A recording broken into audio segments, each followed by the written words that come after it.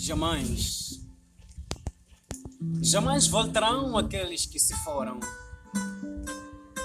Jamais ouvirás a sua voz. Jamais ouvirás seu suspiro como amparo. Jamais voltarão a brincar na lama como brincavam na cama. Oh, jamais. Jamais voltarão aqueles que se foram. Jamais voltarão aquele que nos dava atenção, que nos dava seu coração como lição. Oh, jamais. Jamais voltarão aquelas pessoas que conceberam de seu ventre materno. Que pena não deram-te o último adeus. Porque estavas preocupado em fazer licenciatura em História e Curtição e esqueceste a história de onde vieste, uma história muito apodrecida. Não é mal, mas a família em primeiro lugar. Oh, jamais. Jamais voltarão os olhos piscados, os olhos que não refletem mais uma piscadeira.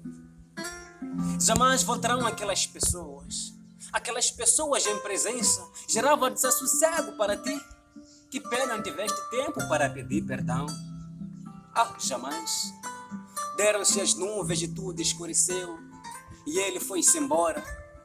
Oh, jamais. Jamais voltarão aquelas pessoas de noite e insônia.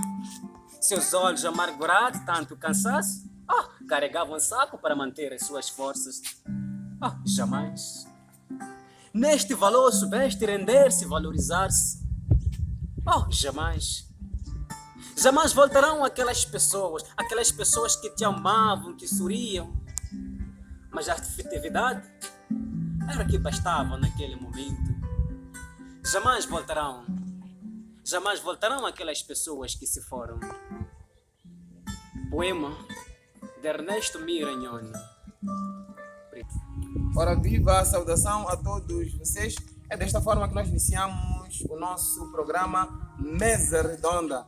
E hoje nós teremos um convidado que dispensa qualquer tipo de comentário, o Ernesto Miragnoni. Ele vai nos falar do seu percurso estudantil, vai nos falar da sua carreira como artista. E por que mais conversas? Vamos conversar com ele, ele vai nos dizer como é que surge a sua carreira. E temos este poema que ele abriu o programa com ele. Jamais voltarão aqueles que se foram. Jamais ouvirás a sua voz. Jamais ouvirás o seu suspiro como amparo.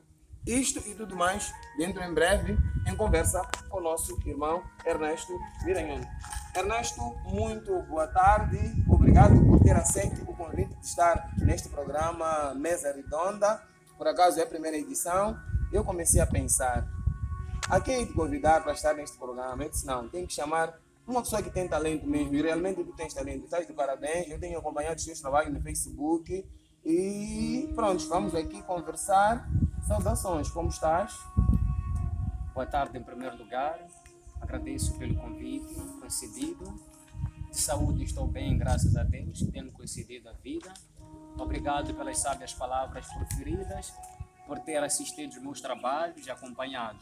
Muito obrigado de saúde, estou bem. Olha, Ernesto, eu sei que não vamos conseguir ter tudo aquilo que é o Ernesto neste programa, porque é um programa de pouco tempo, não é? Mas eu acredito que vamos tentar apertar para podermos ter a essência daquilo que é o Ernesto Miragnoni. Eu gostava que nos falasse um pouco da sua infância, como foi a sua infância, seu percurso por aí em diante. É uma pergunta que exige muito retroceder, né, ao passado, né, de fato. Mas falando do próprio Ernesto, seria um pouco difícil, né, porque muitas das vezes as pessoas é que falam mais de ti, além de ti, de falar da sua própria vida. Mas falando do jovem Ernesto, ele nasce na província de Maputo, distrito da Matola. Cresci aqui como velho, ainda estou crescendo e vivendo aqui. A minha infância foi aquela menos que, posso dizer que não foi tão boa, não é? Cresci numa família pobre, mas graças a Deus tudo está dando certo em minha vida. Tive vários amigos e depois de um tempo nos dispersamos, cada um seguiu seu caminho. Mas este menino de infância que sempre sonhou, brincou, teve saudade, sentiu a escrita, não é?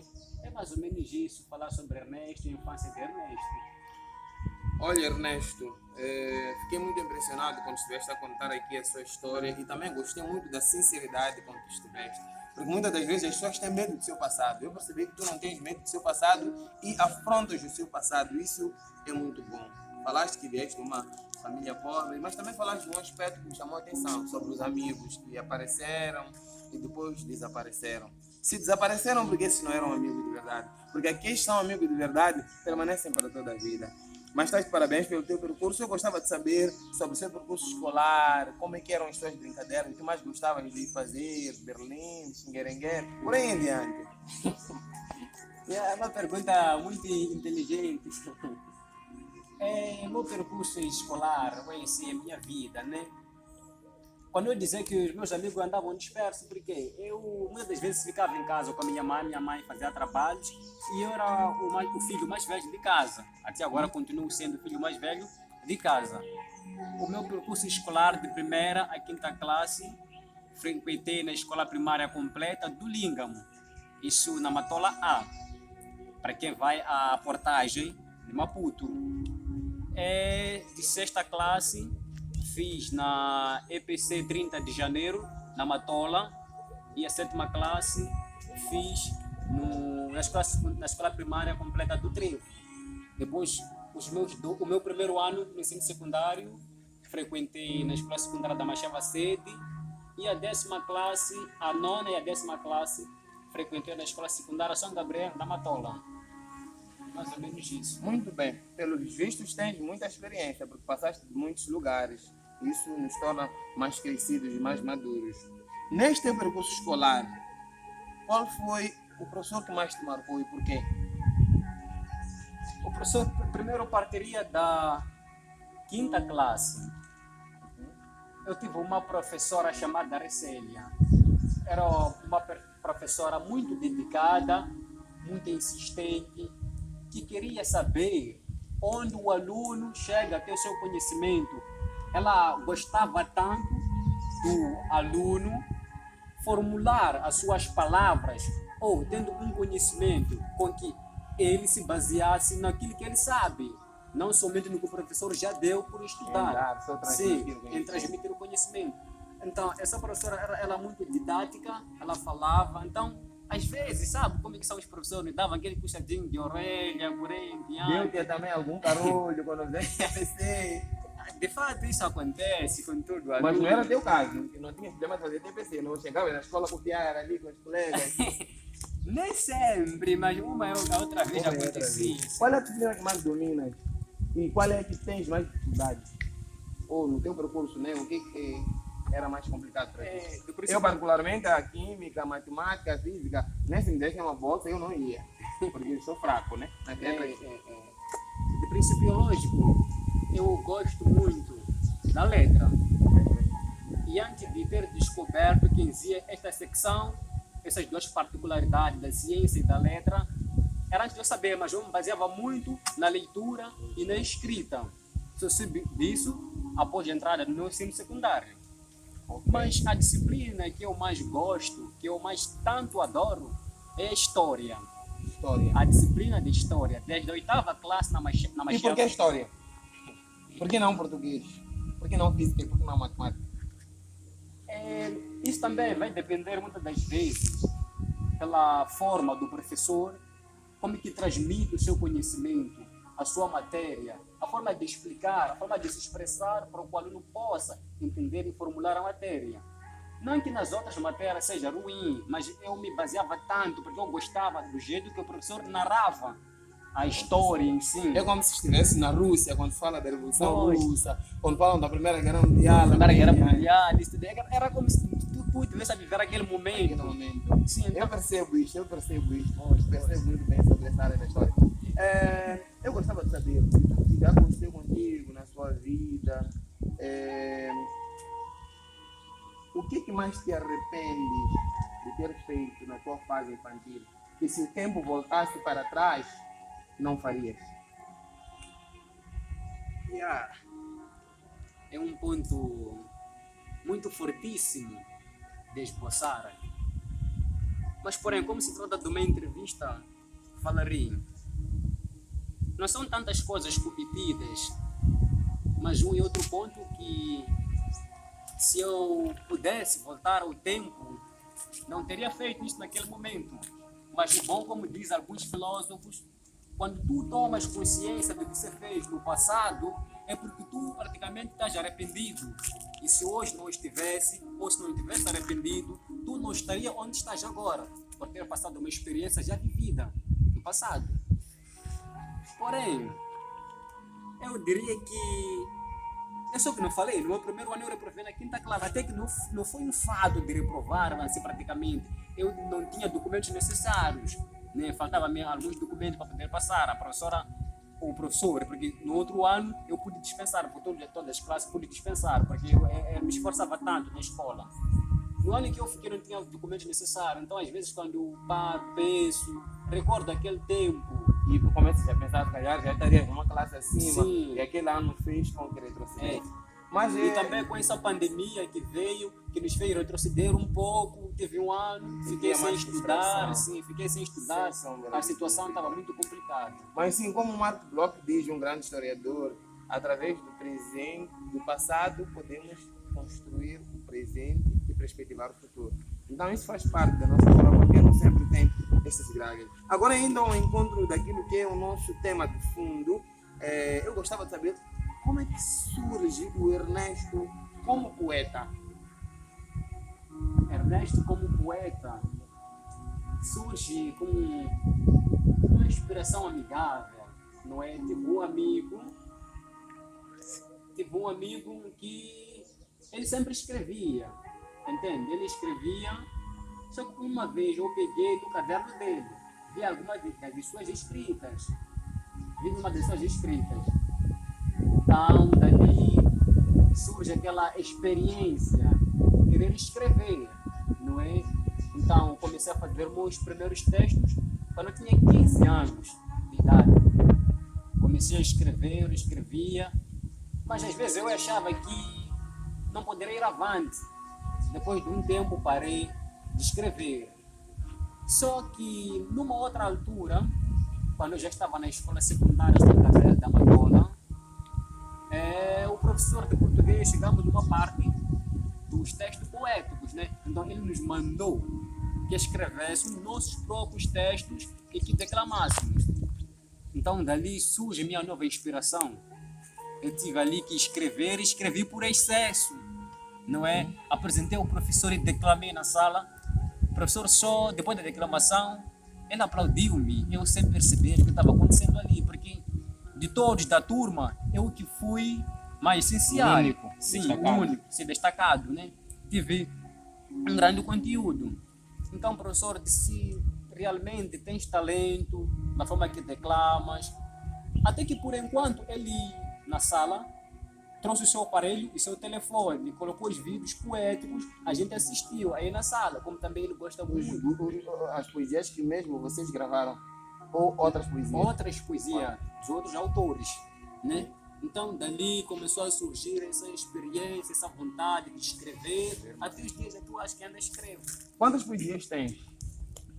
O número de poesia que eu tenho não diria tão necessário, porque cada dia que eu tenho uma inspiração, eu escrevo. Mas mais ou menos quantos? Chegam por aí 70 e alguma coisa. 70. Uau, muita coisa. Os poemas Por que que tu eu não tenho. pensas em fazer lançar um livro? O que é que está a faltar ainda? A experiência já me apareceu em mente em lançar um livro, mas ainda estou à espera de um momento oportuno, saber todos os requisitos, né? Como é que lança um livro, qual é a aderência ao mercado em si. Também tenho que procurar as pessoas já experientes, já tive essa vontade, até enquanto estou tentando escrevendo alguns contos, fábulas e pequenos romances que estou iniciando. E quais são os temas que mais te interessam? Os temas que mais me interessam. Primeiro, que eu diria que um poeta não tem um tema necessariamente que lhe interessa. Ele é muito visionário, como uma das características dos empreendedores. Vê um Sim, ponto. mas qual é a sua zona de conforto? Que você quando é para falar sobre este tema, por exemplo, estamos aqui nessa entrevista, de repente posso dizer, fala sobre tema X. Você tem que ter a capacidade de fazer improviso. Então, tem um tema em que tu mais te sentes à vontade, me entende? Sim. Isso. Falando nesse ponto, eu como gosto de olhar a situação moçambicana, da gente que passa fome, que sofre, me lamento mais na dor das pessoas, as lágrimas dessas pessoas ofuscadas, pessoas abandonadas, crianças sem lar, sem rumo, sem nada. Então me baseio nesse aspecto. Muito bem. E qual é o seu ídolo na poesia, em termos de inspiração? Porque eu acredito que não partiste logo do nada e começaste a escrever. Primeiro, sendo nativo moçambicano, me inspiro tanto no Betis Lobadias. Ele é um ótimo poeta, declama bem. E o Hassan Ramadani, que é um jovem da Zambésia, e um poeta angolano chamado Fridolin. São esses poetas que me inspiram, né? Que eu escrevo. Achas que em Moçambique valoriza-se, não diria os poetas, porque os poetas são aqueles que já são renomados, mas valorizam essa área da poesia, sobretudo para aqueles que são iniciantes? Se não, o que é que está a falhar? Categoricamente, eu diria que colocaria um ponto de exclamação, na verdade. Por que um ponto de exclamação? Porque não só na área da poesia, tem muitos jovens em Moçambique talentosos, jovens que procuram um espaço, mas não encontram, porque se existisse uma promoção, um evento que o Ministério da Cultura que colocasse para esses jovens talentosos, eles poderiam fluir, né, como um rebento, uma flor em vida, poderá crescer, porque eu creio que os próprios ministros, todas as pessoas aí em diante, escutam as músicas desses artistas, desses poetas. Então, o que custa dar uma mão de ajuda, força, jovem, continua assim, desenvolvemos a nossa nação e o nosso país. Tantos jovens talentosos estão dispersos porque acham que a arte em Moçambique não é valorizada, então eles acabam se despindo desse aspecto, procuram outras fontes, coisas desnecessárias, mas são coisas da vida que acontecem, não é protestando contra a nação, não, são coisas que eu vejo, ou a nação se preocupa cada dia que passa, mas não encontra nenhum fundo que ajude estes jovens. Muito bem, mas da pouca experiência que tu tens na área da poesia, achas que os temas que escreves excitam a mudança de alguma coisa na sociedade? Será que os jovens recebem? Qual é a repercussão dos temas que tu escreves? De fato, os poemas que eu escrevo é para serem inalados, entende? Tem que entrar na íntegra, realmente tocam o coração das pessoas, porque os poemas que eu tenho mandado para as pessoas, eles têm dito, nossa, esses poemas tocam-nos, porque é uma realidade nossa. Exemplo, por acaso, eu fiz um poema sobre ataques em Cabo Delegado. Então eu escrevi lá, mandei para as pessoas, gostaram. Sim, mais ou menos isso. Muito bem. Agora vamos descontrair um bocadinho. Qual é o seu prato preferido? A segunda parte é uma conversa mais descontraída. De fato, os pratos são variantes, né? Mas por mim, aquela comida básica, aquela que minha mãe sempre preparou para mim, uma matapa bem preparada e um arroz ali. Matapa e arroz. Sim. Muito bem. O que faz nos tempos livres, para além de fazer poesia? Nos tempos livres, normalmente eu tenho sentado, leio e, se me canso, arranjo uma distração. Assisto um filme, desenhos tipo animados. de filme gostas de assistir? Muito mais gosto de filme de ação e filmes de ciência, mais ou menos isso, que descreve o nosso planeta Terra. Sim, entende? Nosso planeta Terra, como é que evoluiu as espécies humanas, né? Mais ou menos daí. Por aí em diante. Sim. Para quem tira o chapéu e para quem não tira, e por quê? Provérbio da Badia eu tiro o chapéu. Provérbio da Badia eu tiro o chapéu, mas aqui estou sem chapéu. Tira o chapéu, pode Provérbio. colocar e voltar a tirar, não tem problema. Tira o chapéu, Provérbio da Badia. Ela é ótimo jovem. E para quem não tira o chapéu? Na área da poesia, Eu não diria necessariamente que não tiro a poesia, porque cada um tem a sua inspiração, cada um escreve o que lhe aparece. Por exemplo, eu quando eu escrevo, não é que proposito que eu quero escrever. De repente tenho uma inspiração. Ali acordo, escrevo. E ao escrever, não sou eu que estou escrevendo. A minha alma é que escreve. Expresso os meus sentimentos. E através da minha mão que Deus me deu, transcrevo num folheto. Daí que eu passo a mensagem. Então, não diria tão necessariamente que não tiro o chapéu, mas podem existir alguns poemas que estão meio assim. Sim, mas eu quando digo para quem não tira o chapéu no geral, Sim. na sua vida, olhando a sua vida, a sua história, o seu percurso, alguém que tu não admiras tanto, ou faz coisas que não vão de acordo contigo, ou alguma vez te feriu, se calhar pode acontecer, não é? Ao menos aqui na nação moçambicana, ainda não houve nenhum jovem poeta que eu conheça que tenha escrito algo que me interessou. E na tua vida, não há ninguém que tenha feito algo que achas que não podes tirar o chapéu para ele? Nesse aspecto é muito complicado de eu tocar. Sim, mas também se não queres falar, também respeitamos. Sim, é muito complicado tocar nesse aspecto. Ok, respeitamos. Se fosses o presidente da República, o que farias? Teres a oportunidade de ser presidente da República, o que tu poderias fazer para ser como presidente? Às vezes, temos tido boga, palavrões, que falamos, comprometemos, depois de um tempo não fazemos o que a gente prometeu. Né? Eu não diria que faria o melhor, mas eu tentaria fazer algo que beneficiasse a nação. Né? Primeiramente, investir na própria nação, na área da cultura, dos artistas, não somente falando na área artística, mas também vendo a situação do povo moçambicano, né, que ultrapassa vários problemas. Exemplo, em Cabo Delgado está se sofrer tanto. Então, sendo presidente, sensibilizaria tanto as pessoas, porque provavelmente ele sozinho não teria capacidade para poder fazer isto. A nação é grande inteira. Então, procuraria... Também tem que haver o feedback. Sim.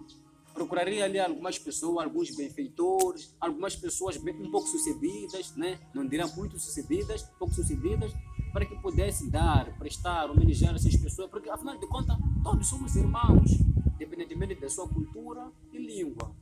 Muito bem. Perspectivas para a tua vida, para a sua carreira, alguma coisa que nós não tocamos durante a nossa conversa. Este é o momento. Só para recordar os amigos telespectadores, estamos aqui no Dedo Conversa, mesa redonda, com o nosso poeta grande Ernesto Miranhon, que nos falou do seu percurso e ele também dispensa qualquer tipo de comentários. Já estamos a passos largos para o termo da nossa conversa. É um momento triste, sim, porque é uma partilha, não é? E eu digo que conversar com o Ernesto